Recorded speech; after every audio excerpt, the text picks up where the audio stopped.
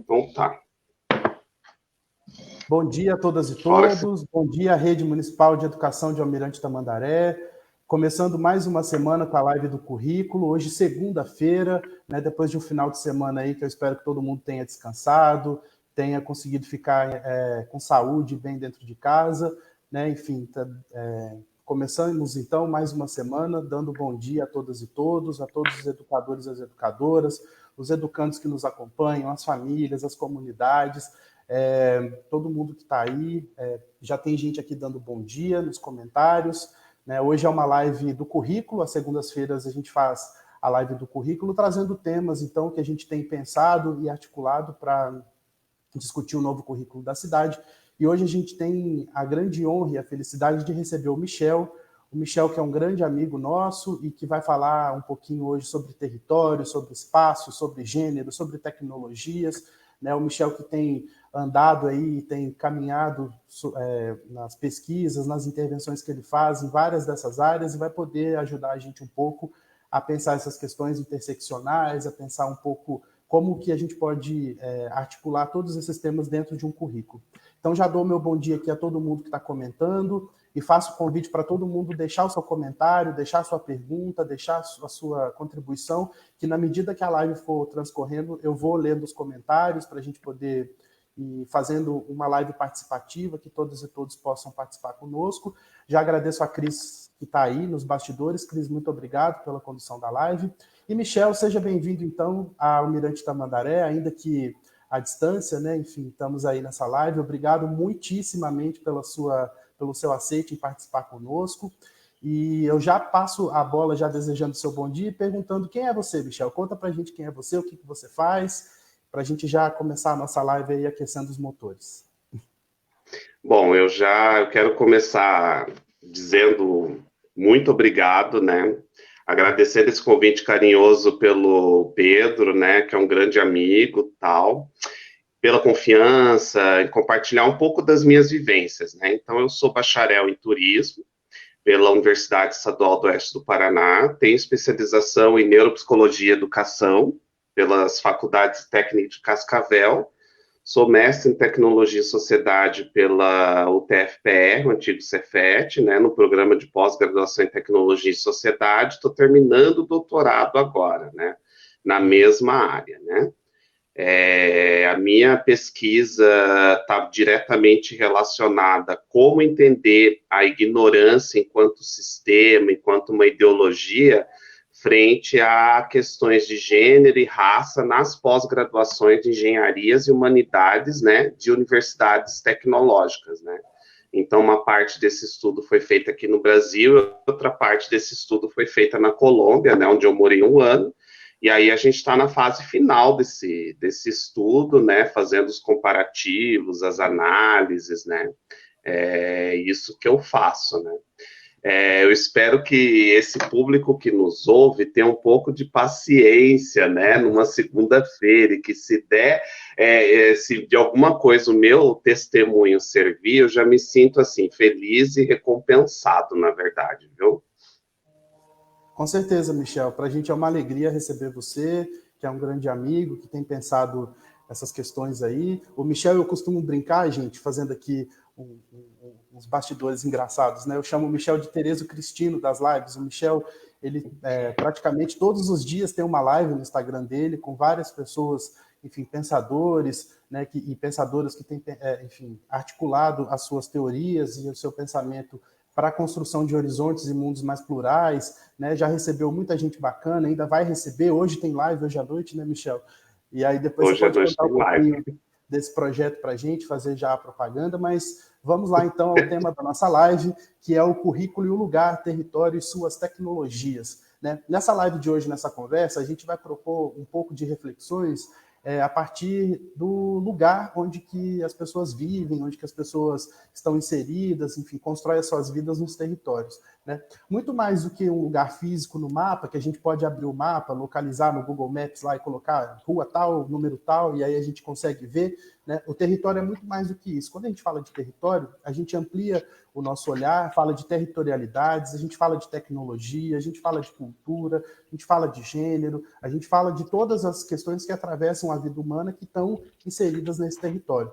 E aí, quando a gente pensa em educação integral, enfim, a construção do nosso currículo na perspectiva da educação integral, a gente pensa, então, uma educação que tenha a sua intencionalidade, tanto nos espaços formais e informais de educação, e não formais também, entendendo que a cidade toda é uma cidade que educa, né? Quando a gente lembra daquele provérbio africano que é preciso uma aldeia inteira para criar uma criança, né? A gente tem essa perspectiva aqui na cidade de que uma cidade inteira é educadora. Então, não é só função dos professores e professoras naquele método de ensino-aprendizagem que se dá dentro da sala de aula, né? O trabalho de todo mundo da rede é importante, obviamente o trabalho científico dos professores e professoras, mas a gente faz um alargamento de entender que todo mundo participa da construção de uma cidade educadora, né? Sejam os agentes de limpeza, os profissionais de limpeza, de alimentação, as famílias, as comunidades, os comerciantes, enfim, todo mundo envolvido nessa discussão para que a nossa cidade seja uma cidade emancipada e comprometida, né, com a efetivação do direito à educação, né? Então, Michel, nesse sentido, eu gostaria de perguntar, para você poder falar um pouquinho para a gente, você que é do turismo, que tem essa formação de imaginar, eu acho que de fazer com que a gente possa conhecer outros lugares e se admirar com outros lugares, que o turismo também é um direito, né, gente, previsto na Constituição, né? Como é que o turismo vê essa questão da paisagem, do território? Como que a gente pode pensar um território que seja muito além de onde a gente vive, mas que enquadre a paisagem, que enquadre as pessoas, a história do lugar? Então, eu queria que você pudesse contar um pouquinho para a gente como é que o turismo, e você pensa isso na sua vida aí. Bom, quando você me fez o convite para a live, aí eu fiquei pensando no que estruturar e no que falar, eu gosto de pensar e situar não só as pessoas que me ouvem, mas eu gosto de me situar sempre alguns contextos particulares antes da gente responder qualquer pergunta, porque eu parto da experiência para chegar no que o turismo entende como paisagem. Então, assim, eu sou um homem negro de 39 anos, família pobre, pai biológico desconhecido, mãe que abandonou seus 4 filhos, pai adotivo alcoólatra, irmãs que se casaram aos 15 anos. A minha família viveu em alguns lugares do Brasil antes de chegar no Paraná com os 14 anos. Desde a minha infância, a escola, para mim, era um lugar de refúgio de um contexto familiar onde as violências estavam presentes ali na cotidianidade. Eu cresci sabendo que a educação me salvaria da fome e da morte, foi graças a muitas zeladoras, zeladores, merendeiras, inspetores, inspetoras, pedagogas, pedagogos, diretoras, diretores, colegas de classe e principalmente os professores e as professoras, as mulheres, que acreditaram em mim desde criança e me buscaram ensinar que havia uma janela de outras possibilidades para além de um currículo escolar, tá? Obrigatório, que também é importante num sistema educacional. Se a gente for pensar em currículo, a gente pensa no sacristã, no José Gimeno Sacristán, né, onde ele diz que os currículos eles estão ali para uma coisa reguladora, progressiva e seriada. O currículo também é um transmissor da própria cultura, né, também. Ele é fonte de cultura do povo, né? E aí a gente lembra na infância, dos anos 80, adolescência dos anos 90, que pouca coisa se discutia naquela época, que não é tanto tempo assim, cultura de outra religião que não a cristã nas aulas de ensino religioso, história de povos originários indígenas brasileiros falado de uma maneira muito superficial dia 19 de abril, ou ainda a celebração da data do 13 de maio como uma data de libertação e tal. Eu nunca tinha ouvido falar naquela época de tecnologias produzidas por indígenas e povos negros escravizados que vieram parar nas Américas. Zumbi, para mim, eu ouvi no ensino fundamental e li que era um escravo fugido. Dandara, sequer eu sabia quem era. Pouco se falava sobre as muitas palavras que a gente fala no vocabulário que tem origem indígena e africana. Aí, se a gente for pensar nisso, esse vocabulário nosso brasileiro, ele é bem diferente em cada região, e ainda mais em Moçambique, Angola, Timor-Leste, Cabo Verde, além, né, de Portugal, que é o país colonizador. Para o meu espanto, eu fui descobrir que Machado de Assis, que é um dos maiores escritores da literatura mundial, era preto, só quando eu estava na universidade, isso no começo dos anos 2000. Eu ingressei na universidade em 2001, enquanto eu me mantinha emprego ali durante o dia para cursar a faculdade de turismo. Então, naquela época, o FIES ele estava começando, não existia ainda, estava muito incipiente a legislação de cotas, enfim. E eu lembro que naquela época eu era um dos 5, 6 negros de mais de 100 alunos do primeiro ao quarto ano de turismo. Aí chega na tua pergunta, eu estou fazendo todo esse teatro, todo esse contexto para explicar de onde vem e da onde que eu incorporo isso na minha prática e na minha vida. Eu tive 2 professores negros durante os 4 anos, tá? 2 professores negros. E eles me apresentaram os textos de um dos maiores geógrafos do mundo, na verdade, que é o Milton Santos, tá? O que eu aprendi com o Milton Santos nas aulas de antropologia e de geografia lá? Que paisagem está muito além de você ver os espaços físicos de um lugar dentro do turismo. Mas não só dentro do turismo, dentro do significado e sentido da paisagem. Tem a ver com as percepções que a gente dá, tem a ver com o que chega nos nossos sentidos. Uma vez que a percepção das paisagens, ele é sempre um processo de troca. Então, quando a gente pensa nos territórios, quando a gente pensa nas nossas cidades, quando a gente pensa, por exemplo, no lugar onde está situada as escolas, quando a gente pensa no ambiente escolar, o ambiente escolar não é só formado pela percepção dos lugares, pela percepção física, mas por essa troca que se dá entre o lugar e as pessoas que estão ali, né? Consumindo, né? Não no sentido de consumo de massa, mas fazendo uma experiência desse lugar, né? Somadas às experiências particulares de cada pessoa. Então, quando a gente entende, a partir da minha experiência de vida, de um contexto familiar, da maioria das pessoas de escola pública, do ensino fundamental, ensino médio, onde pessoas que precisam trabalhar, pais precisam trabalhar o dia inteiro para estudar, famílias onde o processo de escolarização ele é muito baixo, contextos de violências, de abusos, de falta de dinheiro, de fome, o ambiente escolar, o currículo, os espaços, eles acabam determinando, né? Determinando a forma que essas pessoas vão interagir na vida. E aí, eu aprendi com o Milton Santos isso lá na faculdade. E ali a gente começa a dar um link, um clique nas nossas experiências, a gente começa a ressignificar as experiências negativas que a gente teve. Não só pelas professoras que me formaram, desde o ensino fundamental, mas por a gente entender que a paisagem, ela é uma troca, ela é uma percepção que ela nunca é dada, ela nunca é fixa. Isso também tem relação com o que o Sacristã fala do currículo. Não? Se o currículo é cultura, então o currículo ele não é algo só fixo para regular e para determinar quem é que vai passar de ano ou não passar de ano, ou se eu preciso entender a regra de 3, por exemplo, somente dentro do contexto da matemática. Não é isso, né? Então, eu aprendi isso com o Milton Santos. E aí, quando você descobre que esse geógrafo, ele está mostrando as percepções de vida em uma geografia mais humana e um turismo, consequentemente, mais humano, né, não tão nocivo, você começa a colocar essas práticas na vida, né? Ou seja, a natureza ensina para a gente o seguinte, a gente tem várias tonalidades de verde, diversos tipos de animais, diversos tipos de tom de pele, diversos tipos de cor de cabelo, né? Aqui tem 50 tons de verde aqui, né? Verde, azul, enfim. Formas de amar, formas de fazer uma operação matemática para se construir coisas que sirvam para as pessoas. Aí, quando eu penso nisso do turismo, eu também penso na tecnologia, não só porque é o que eu estou estudando agora, mas também no sentido de que a linguagem é uma tecnologia, é um conhecimento que está a serviço de uma técnica preparada para tornar a vida das pessoas mais fáceis.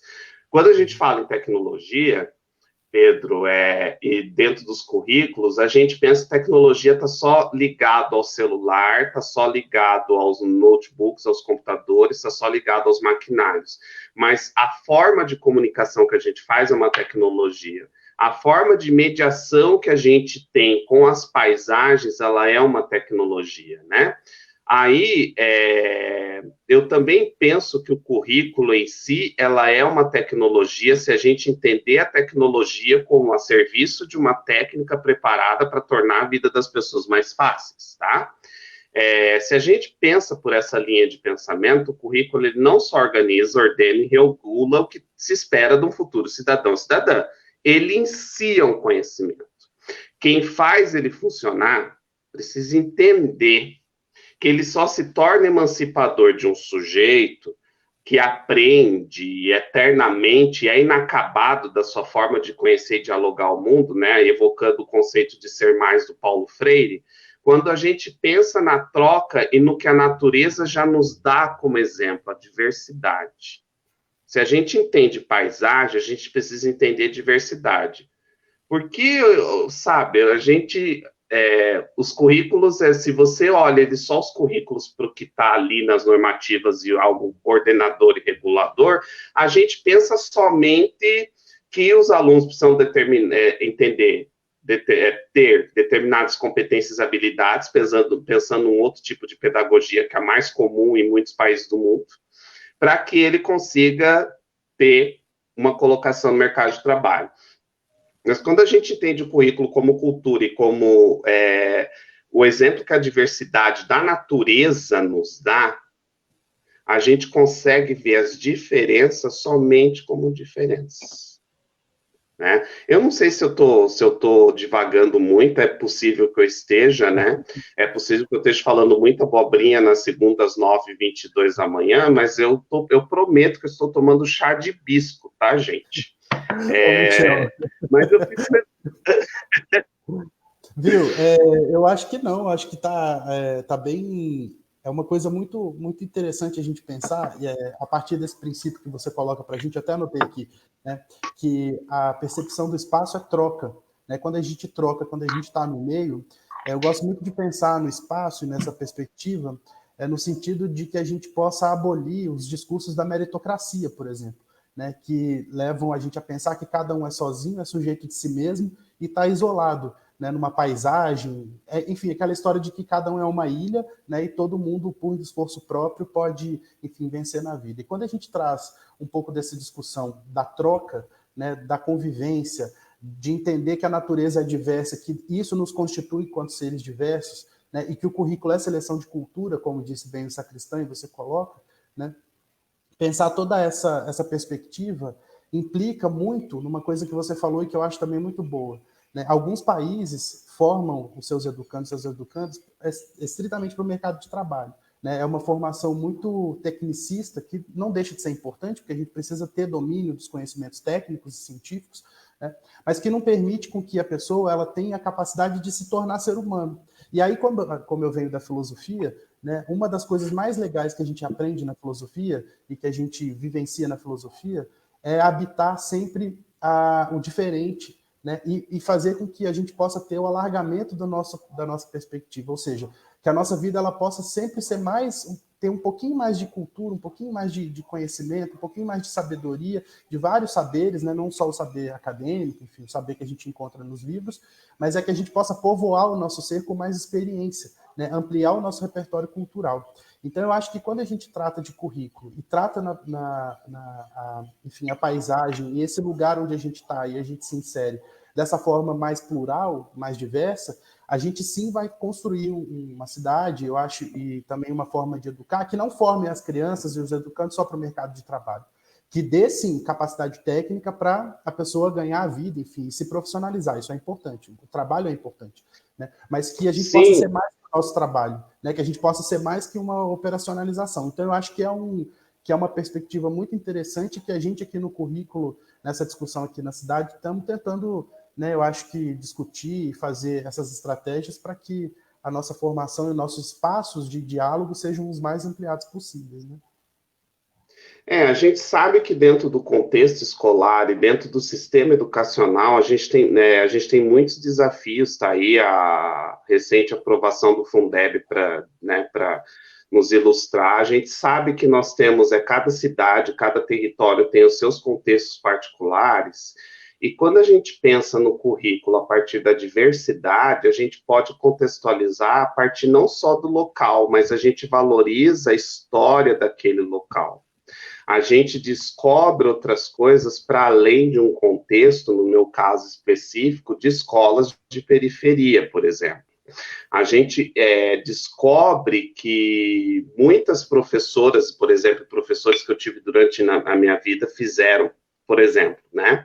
Me ensinaram que a regra de 3, por exemplo, né, que está ali no currículo da matemática, ele não serve só para fazer contas, mas ele também serve para a gente entender quais são a disposição dos assuntos que estão jogados no jornal. X% de notícia de economia, de política, de celebridade, de música, né? Entender que a Ada Lovelace, por exemplo, é a primeira programadora do mundo, só que isso nunca é falado na educação básica, porque isso não está nos currículos, né? E aí a gente não é falado por quê? Porque simplesmente é uma mulher, né? Falar que os contos de Machado de Assis, lá no final dos anos 1800, começo dos 1900, tinha uma forte crítica social às desigualdades da época, e que muita coisa é atual para hoje. Só que esses mesmos professores também não mencionavam o contexto da experiência dele por ele ser negro. Quando a gente analisa, eu penso no lugar do turismo, né, de trocas que não sejam nocivas, né, da experiência do lugar. Quando a gente faz uma viagem, a gente experimenta uma comida. Essa comida, ela tem milhares de anos de história que fazem com que a gente tenha contato com todos os processos culturais que ali tiveram, numa comida diferente, né? Quando, por exemplo, eu uso esse colar aqui, que é um colar que eu trouxe da Colômbia, isso é um colar que as comunidades indígenas, de uma técnica, né? Das comunidades indígenas que fazem. E isso aqui eu estou carregando milhares de anos de história, né? De certas comunidades para outro território. Isso faz com que o olhar da gente frente àquela paisagem seja um olhar mais de respeito e menos de interferência, né? Porque o turismo também ele tem uma parte nociva, que seria, por exemplo, você ir fazer essas viagens e você não estabelece essas trocas, você determina essas trocas e você estereotipa essas trocas. Como, por exemplo, os cartazes que a Embratur, na década de 90, tinha de promoção do turismo do Brasil frente ao mundo, onde colocava somente negras, as mulatas, né, com os adereços do carnaval, pouquíssima roupa, praia e só. Quando a gente vê que a cultura do país é mais diversa, né? Quando a gente fala em Almirante Tamandaré, as pessoas associam a contextos muito negativos e a gente não percebe que a própria cidade, o próprio território, ele foi também não só fundamental para a construção da região metropolitana de Curitiba, mas ele também tem uma história. A cidade também tem uma história do território, das pessoas que ocuparam o território, de como que as pessoas interagem, vivem, de como que as pessoas entendem o seu lugar e valorizam o seu lugar e a sua história para além daquilo que foi determinado, da violência, etc., né? Eu penso dessa forma, né? Mas eu só fui ter esse clique, Pedro, esse clique, vamos dizer, a partir do momento em que a educação passou, o processo de educação para mim deixou de fazer sentido no sentido de competências e habilidades, né?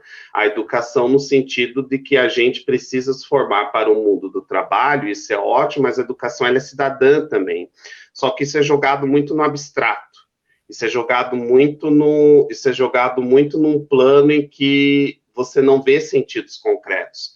Não adianta nada eu ser um bom profissional em turismo se eu não sei tratar direito as pessoas que os meus vizinhos. Não adianta nada eu ser uma pessoa estudada, terminando o doutorado, eu gasto um monte de água se a gente está sofrendo racionamento há meses aqui, e eu penso em lavar as minhas roupas e eu não penso no meu papel e na minha função social. A educação, ela também ela é cidadã. E a educação ela é cidadã não só a partir desses exemplos concretos, mas quando a gente coloca em prática isso na cotidianidade. A gente só aprende isso, né? A partir do momento que a gente olha o currículo como cultura, a gente olha a paisagem como uma troca, a gente olha essa paisagem como uma percepção, a gente olha essa paisagem, esse lugar, esse território, né, como um elemento formador, e a gente deixa de ver a tecnologia simplesmente pelo que está visto e posto, e a gente vê uma tecnologia como um conhecimento em si mesmo. Legal, Michel, muito legal essa reflexão. Antes de passar para uma provocação aqui, eu gostaria de considerar alguns comentários que as pessoas estão fazendo. Nesse momento, a gente tem 292 pessoas nos assistindo, e aí eu gostaria de, aqui, desde quando a gente começou, muita gente dando bom dia, eu já reitero meu bom dia para todas e todos. A Roberta Rachid diz que Milton Santos, território além da geografia, né? A Cláudia Lima diz que mora no território 5 de Almirante Tamandaré, área rural misturada com área urbana. Trabalha no CEMEI, Reino Encantado. Peraí que acho que eu me perdi aqui no comentário. Achei de novo. É que é muito comentário, né? A Luciane Marcon Lima diz, né? O currículo é como a aprendizagem, estão sempre em transformação. Isso mesmo, né? A Vanessa Zils, eu acho que é isso, desculpe se eu estiver pronunciando seu sobrenome errado, Vanessa. Ela diz várias pessoas trocando comunicação e tecnologia em prol do benefício de outras pessoas, né? A Salete diz, perfeito esse senso crítico de geografia enquanto habilidades, conhecimentos, vivência, sobrevivência e diversidade, né? Que é um pouco de pensar essa noção mais ampliada da geografia. Eu acho que o Michel caiu, enquanto isso eu vou considerar mais comentários aqui, né? A Salete também diz, né, compreensão do território, precisamos aprender com esse olhar todo com a perspectiva da riqueza dialética. A Eleni Gonçalves diz isso mesmo, conhecer o lugar e as pessoas que ali passaram é aprender, conhecer o seu território, a história não passa, né? Ela é construída. E aí, quando se vai para qualquer país no exterior, independente da situação em que vivem, eles valorizam suas culturas, mas aqui no Brasil a gente percebe que não é valorizado, infelizmente. E aí, por fim, a Vanessa de novo diz, né, o olhar pelo território faz toda a diferença. E aí, nessa perspectiva dos comentários e também dessa valorização cultural, quem trabalha com política pública de cultura, como é o meu caso aqui em Tamandaré, a gente tem uma noção do conceito de cultura para fazer com que essa política aconteça. Porque geralmente a cultura a gente pensa como só artista que faz, enfim, que é uma coisa muito localizada para quem cria, né? E aí a gente entende, muito a partir das contribuições da professora Marilena Chauí, que a gente teve a sorte de tê-la no nosso município em 2017, né? Ela esteve aqui nos visitando e dando, enfim, fazendo uma fala.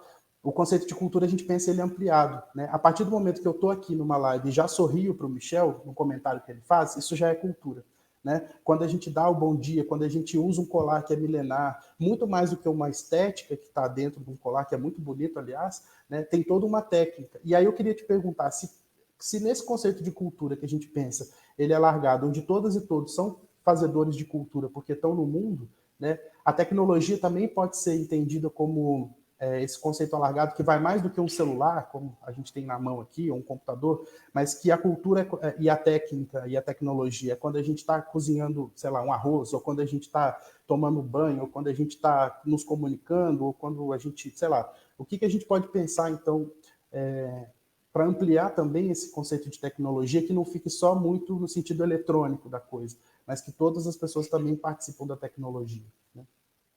Tá, eu tô vendo, você leu os comentários, enquanto você estava lendo os comentários, um deles me chamou a atenção no sentido de quando as pessoas viajam para o exterior, eles valorizam a cultura de outros lugares, e quando a gente não valoriza a nossa própria, né?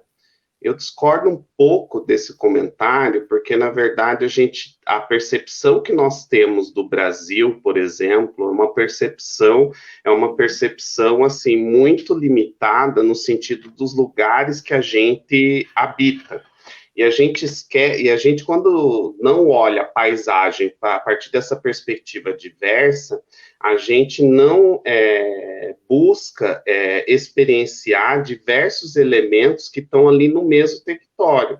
Só a gente vê, por exemplo, sair de Almirante Tamandaré, passar por Curitiba e chegar a São José dos Pinhais, a gente vê que essas 3 cidades têm histórias que estão interligadas, mas que, ao mesmo tempo, são histórias muito diferentes.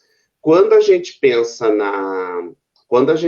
nas formas de que essas histórias estão contadas, ou nas formas que as pessoas tomam banho, utilizam a água, fazem uma cuca deliciosa com a chimia, né? Quando fazem essas coisas, tem todo um processo, uma técnica que é passada de mãe para filha, de pai para filho, de geração para geração, e que tem aí um conhecimento.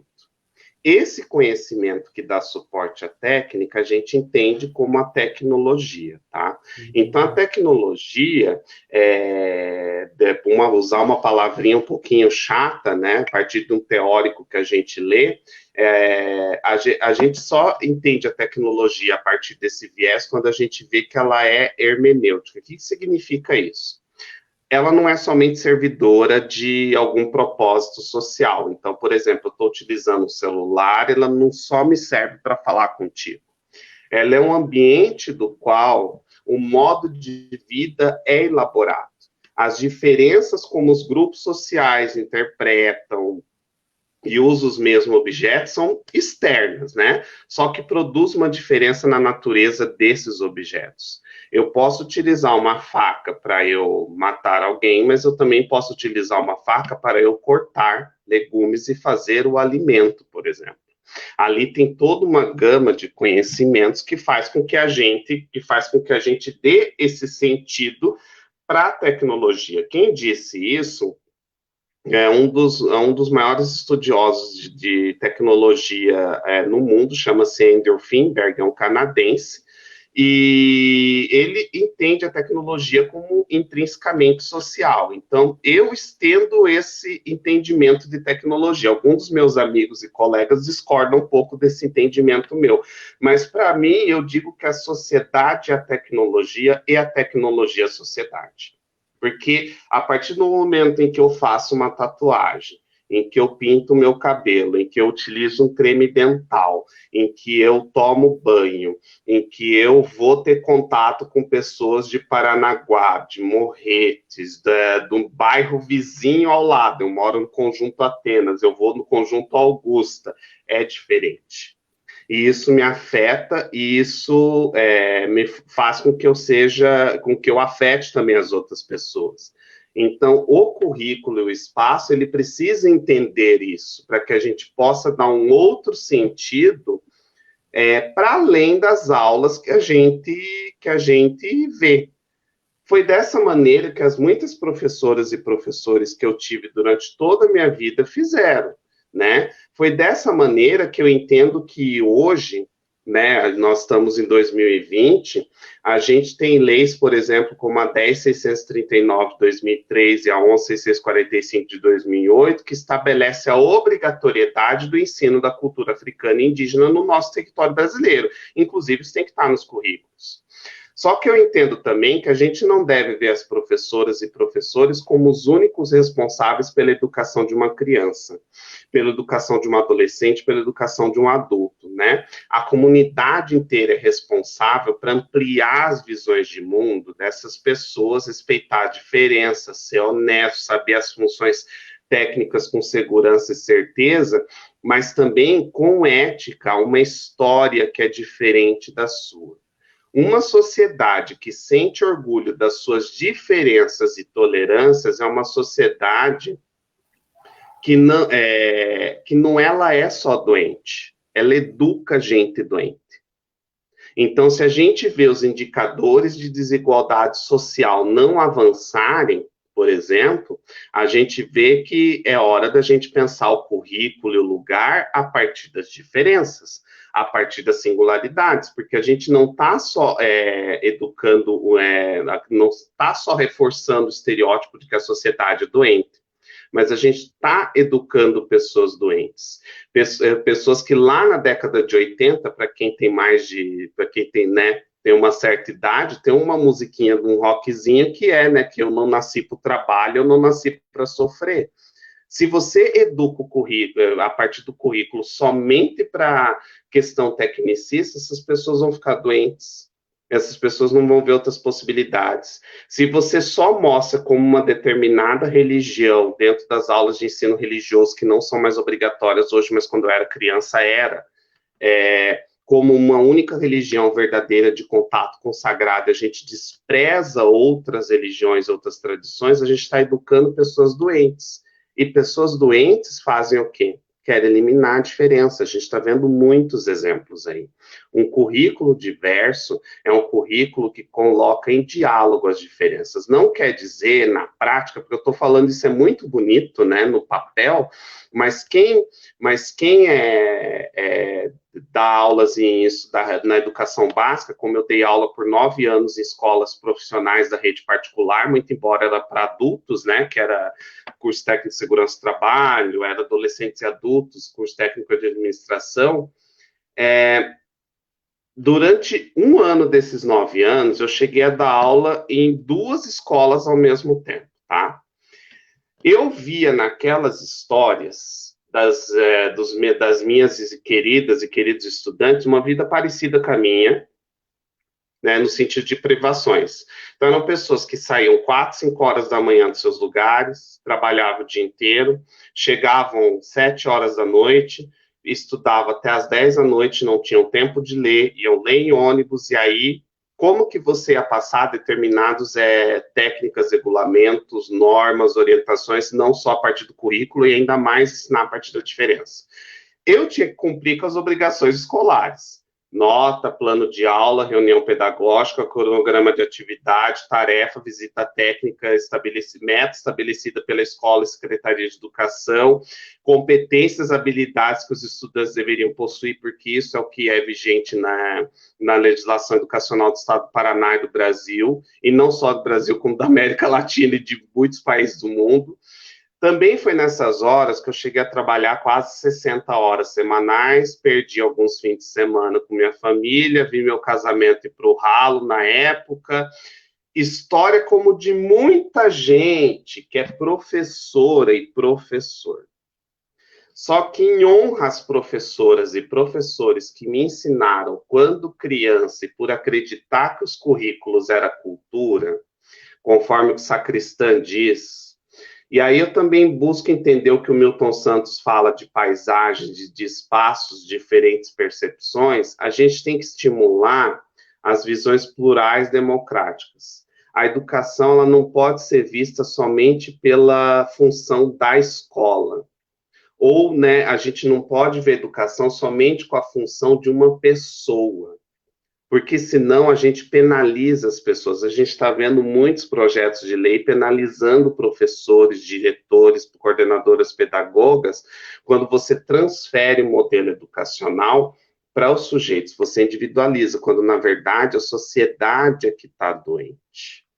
Ao mesmo tempo, a gente precisa valorizar o trabalho de quem por muitos anos estudou e estuda, diferenciando o que é ódio de ignorância, que é o meu tema de pesquisa, de uma mera opinião do conhecimento discutido, né?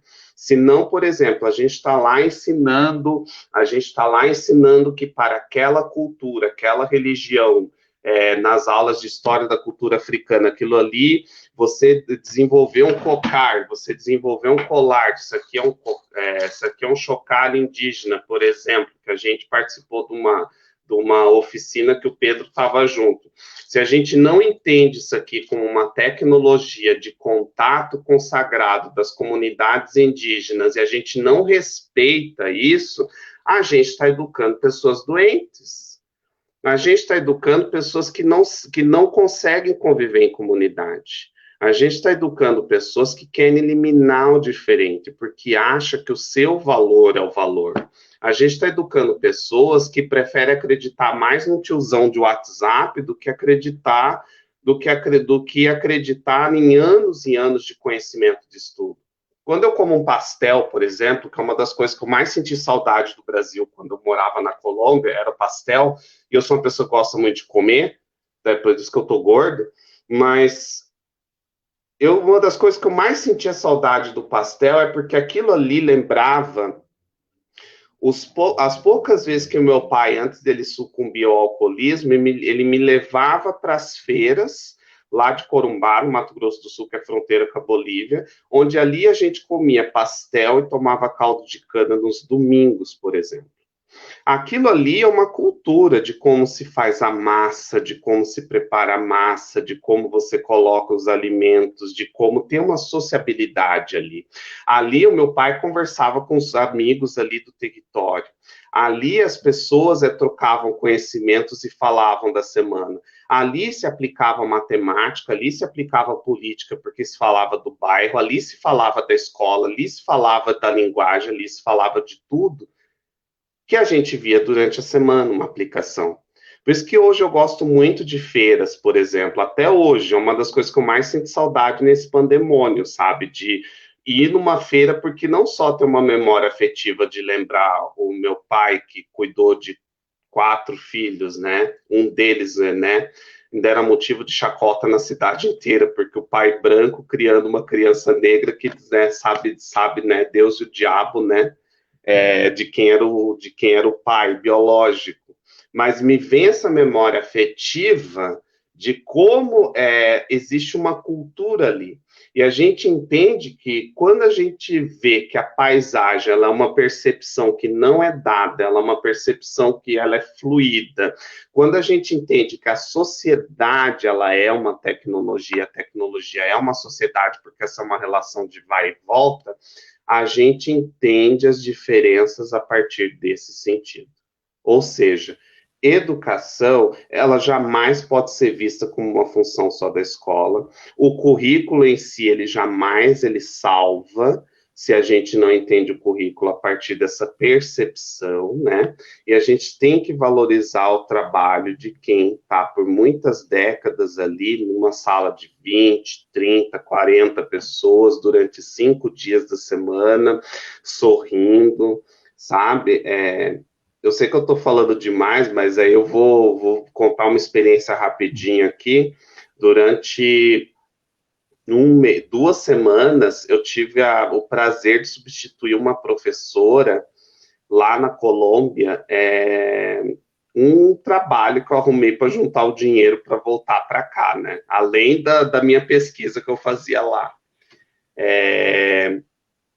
Essa professora saiu de licença e eu fui dar aulas de línguas lá na escola pública lá da Colômbia para crianças de acho que 11, 12 até 15, 16 anos, e aí, assim, dei aula por 2 semanas, a sexta-feira era o pior dia, as professoras vão saber o que eu estou falando, porque era um dia, assim, que eu ficava, as aulas lá começam às 6:30 da manhã e vão até 1:30 da tarde, e aí, assim, pense nas crianças cansadas, pense no professor cansado, no sistema cansado, e você tendo que lidar com esses conteúdos.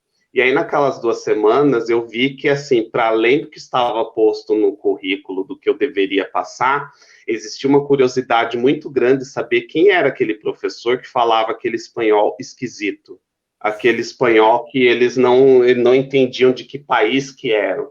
Perguntavam se eu era indiano, se eu era da República Dominicana, se eu era cubano, se eu era venezuelano, perguntavam de tudo que é lugar. Daí, quando eu dizia que era do Brasil, eles, nossa, fala português, começa a conversar. Foi uma das experiências mais bonitas do estágio, assim, né? E durante essas 2 semanas a gente entende a história dessa escola num bairro periférico da cidade onde eu morei e fazia pesquisa, sabe? Então, de manhã eu ia para a universidade, fazia as minhas entrevistas, fazia o meu trabalho de campo, e aí durante essas 2 últimas semanas eu peguei, né, essa minha amiga falou, você foi professor lá no Brasil, né, então você pode ajudar a substituir as aulas de uma amiga que vai de licença e tal. E foi muito bonita essa experiência, porque você entende outras coisas para além da diferença e para além do que está posto, né? Você está Aham, determinando a vida dessas pessoas. é verdade. Ô, Michel, nossa, uau, quando a gente fala, propõe esse tema que é um tema muito grande, interseccional, não tem como a gente não falar de várias coisas, né, e na sua fala aí ao longo do tempo que você falou, tem muitas coisas que a gente precisa parar para refletir, para poder, enfim, considerar, porque quando a gente está falando de currículo e de cultura, né, e de espaços e tudo, não tem como a gente não falar dessa planetaridade, vamos pensar assim, né, desse universo de assuntos. Né? Então, é muito importante isso que você traz para a gente. Eu acho que é uma experiência muito boa a gente poder trocar ideias sobre essas questões e tentar tensionar a construção desse currículo mais democrático possível. Né? E aí eu vou considerar agora aqui alguns comentários de novo, porque a gente precisa, enfim, né, conversar com todo mundo. E aí, no comentário que a Eliette faz, né, daquele do país, enfim, do Brasil que não valoriza muito sua cultura, ela fez aqui um disclaimer, vamos pensar assim, né, quando você disse que não concorda, e aí ela disse que mas o sentido que ela estava colocando a crítica, né, nesse sentido da valorização, é que muitos preferem deixar os seus locais, né, de origem, e fora eles têm o orgulho do que fazem culturalmente. É no sentido de você não valorizar o que você tem e sair em busca de uma outra coisa, né, geralmente do que é vendido, enfim, no sentido, né, do sonho de cidade, enfim, de não valorizar o seu lugar. Então era mais nesse sentido, que é uma perspectiva que a gente, toda hora a gente bate nessa tecla aqui, que a gente precisa Sim. fazer fortalecimento de vínculo, precisa fazer o fortalecimento da comunidade, né, para que ela valorize o seu lugar onde ela está inserida. Não que ela não possa conhecer o mundo, não é isso, e conhecer outros planetas e conhecer outras galáxias, não é isso, né? Mas que o seu lugar de origem seja valorizado. É aquela coisa, canta a tua aldeia, né, para cantar o universo inteiro. Então acho que Isso. é uma questão importante.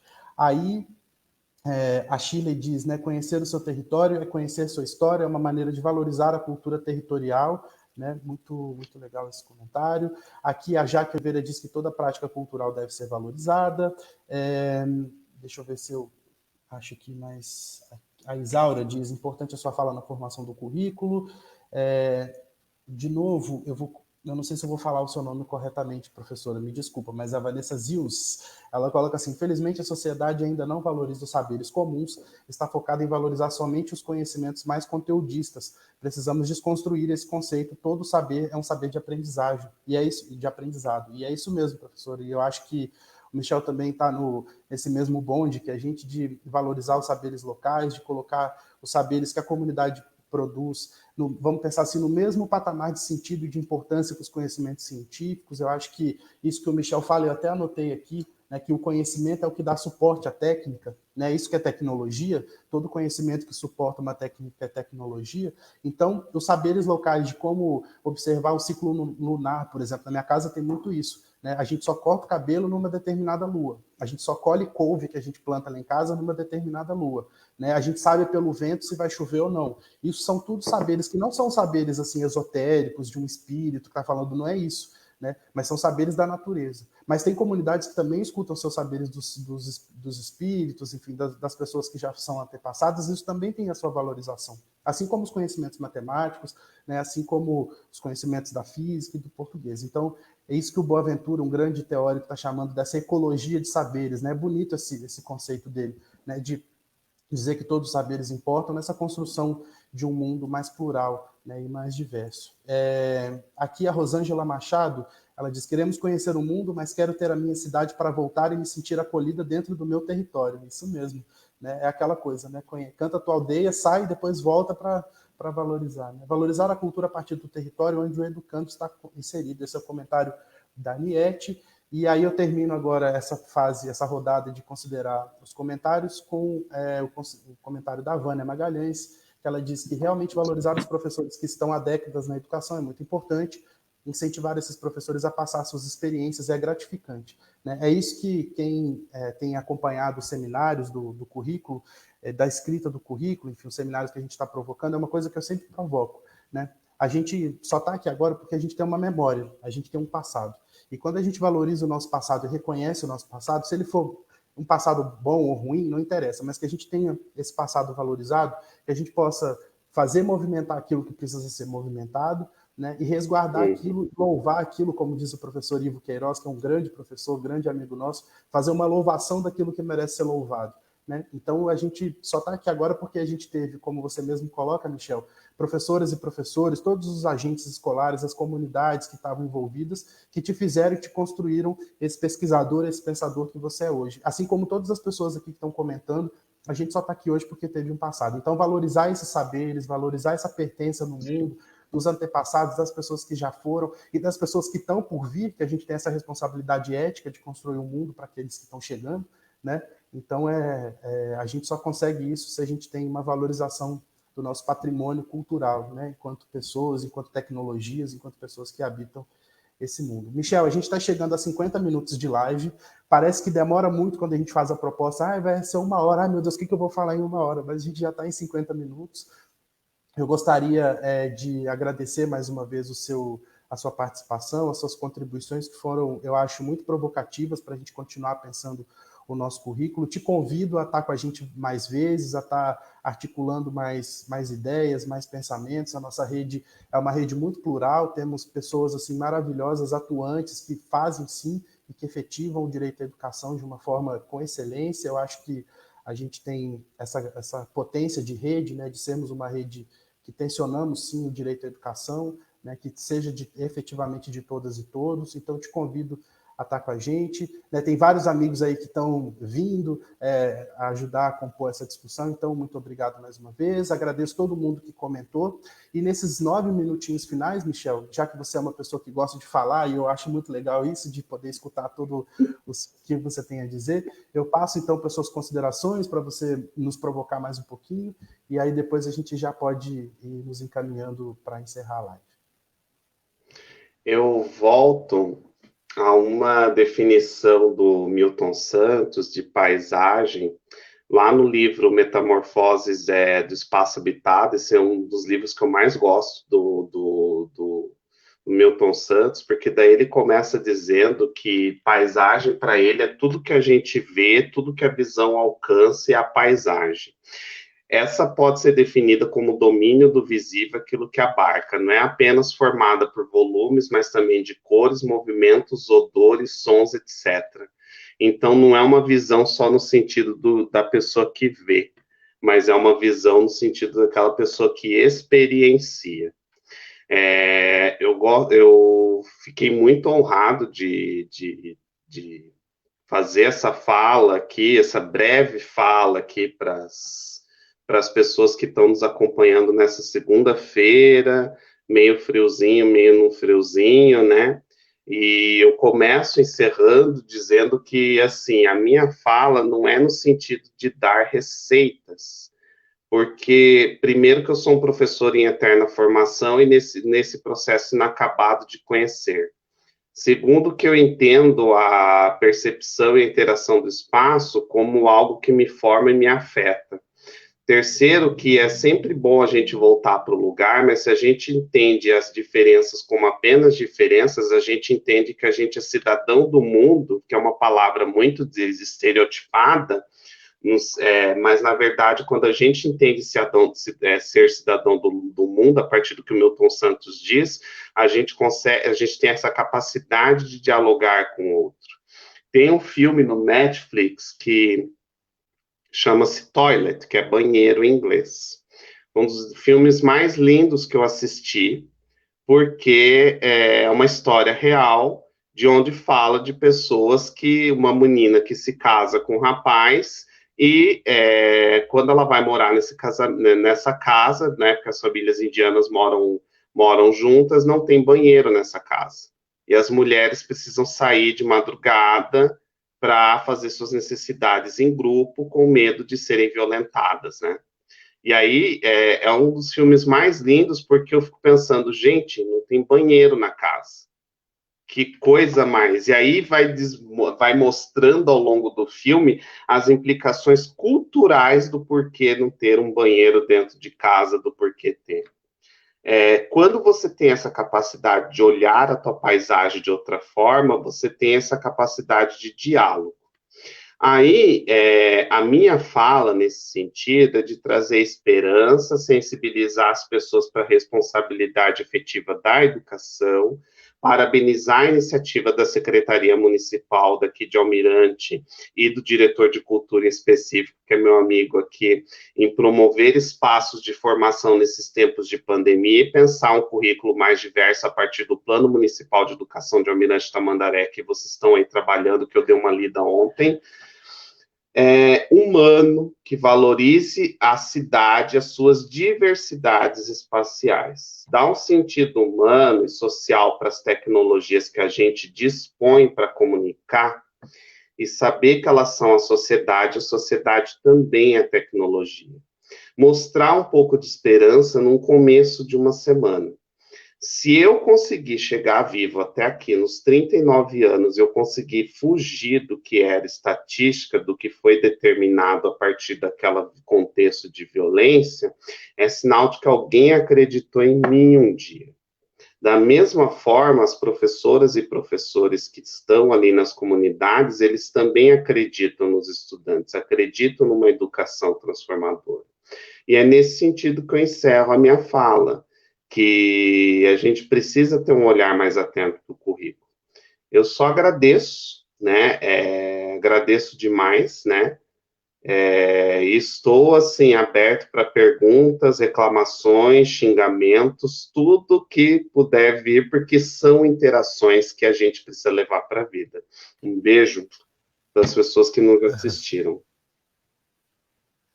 É isso. Pessoal, eu não sei se vocês têm alguma pergunta, a gente tem ainda 5 minutinhos, se vocês quiserem fazer alguma pergunta, algum apontamento. Michel, eu gostaria de dizer que seu colar está fazendo um sucesso gigantesco nos comentários, tem gente que está disputando seu colar aí, tá muito bonito, né? Se alguém tiver algum comentário, pode colocar aqui. E aí, Michel, uma coisa que a gente tem falado para as pessoas que participam conosco é depois voltar para os comentários e poder ver, porque geralmente nas lives que a gente tem feito, não tem muito tempo assim, para a gente poder olhar com calma, ler, refletir os comentários, e é uma rede que é muito participativa, coloca suas questões e suas dúvidas. Então, depois eu te convido a voltar para esses comentários e dar uma olhada, dar uma lida, né, para ver o que as pessoas aqui estão colocando, mas no sentido amplo, o pessoal está agradecendo, já está se despedindo, e eu gostaria, então, novamente, de me despedir de todos e todas, dizer da alegria que é ter o Michel aqui, Michel que é um amigo muito grande, pessoal, somos, enfim, amigos aí de longa data, né, Michel? Participamos de vários grupos de pesquisa, a gente é os loucos da pesquisa, o Michel é o louco das lives aí, sigam o Michel no Instagram, que é Michelito Ferreira, é isso? Isso, hoje à noite a gente vai ter uma live. A gente vai ter uma live às 7 da noite com um jovem pesquisador da Unicamp, é um queridíssimo, vai falar sobre suas experiências, vivências e o contexto da pesquisa, né?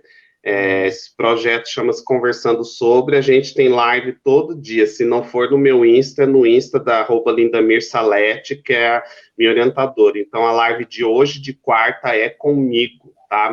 @Michelito Ferreira, quiser me seguir, ou não quiser me seguir, só assistir a live também, tá ótimo, porque a gente não tá para ganhar like, nem para servir, a gente tá para divulgar conhecimento, né? Isso mesmo. Esse é um trabalho que o Michel tem feito, pessoal, de divulgar o conhecimento que é produzido dentro da academia, que geralmente fica muito distante da sociedade, é um trabalho muito legal de democratização, né, do saber científico. Então, o Michel tem feito essas lives e participado conosco. Então, é isso, gente. Muito obrigado. Já desejando uma excelente semana a todas e todos. Vamos nos cuidar, sempre lembrando isso. Se precisar sair de casa, saiam de máscara, né, se cuidem, evitem aglomeração. A pandemia não passou, diferente do que estão anunciando por aí. A gente precisa ainda ter muito cuidado, cuidar de quem dos nossos, mas também das pessoas que estão à nossa volta. Então, usem álcool em gel se for sair, sempre lavem as mãos, se preocupem muito com isso, porque a gente está enfrentando uma situação bem complicada e precisamos aí estar todos com saúde e sãos para a gente poder, de fato, enfim, sobreviver e fazer com que esse currículo e tudo isso que a gente vem construindo seja implementado e com muito vigor e com muita excelência. Então, obrigado a todo mundo que participou. Michel, mais uma vez, gratissimamente, muito obrigado pela sua participação. Obrigado, Cris, também, que está aí no backstage. E é isso, gente. A gente se vê por aí. Uma excelente semana. Se cuidem e até a próxima. Beijos. Beijo, gente. Até